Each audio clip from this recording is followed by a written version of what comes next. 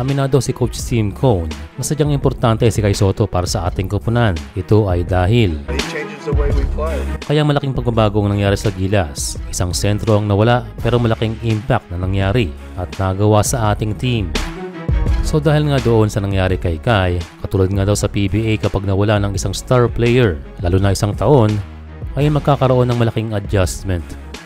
Although nagpasalamat si Coach Tim Cone dahil meron tayong AJ Edu na kung saan ay pumitas ang 15 rebounds kontra sa New Zealand. Pero napakalaking responsibilidad ang palitan si Kai Yu dahil ang kanyang impact ay sa buong team.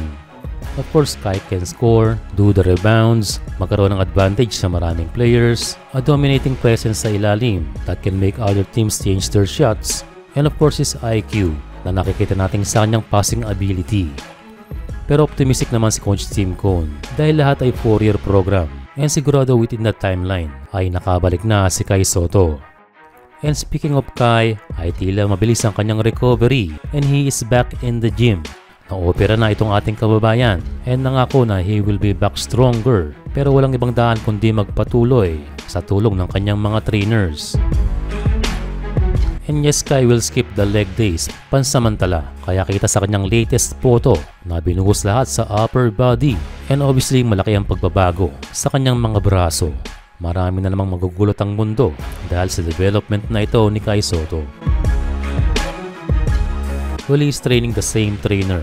Ito yung kasama niya sa pagkakit ng kanyang laro sa Japan and hindi siya iniwan sa kanyang recovery. And sa ngayon maraming oras para mag-focus para sa overall wellness ng ating kababayan.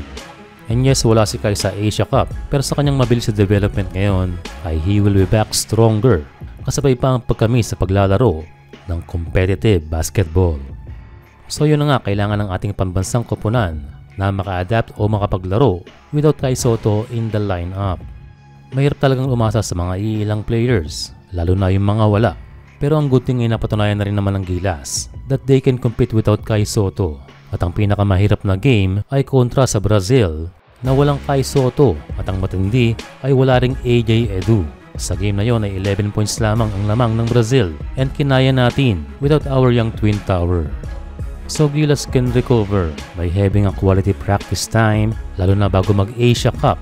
Kumbaga ay nawala lamang ang kumpiyansa o masasabi nating confidence ng ating pambansang koponan.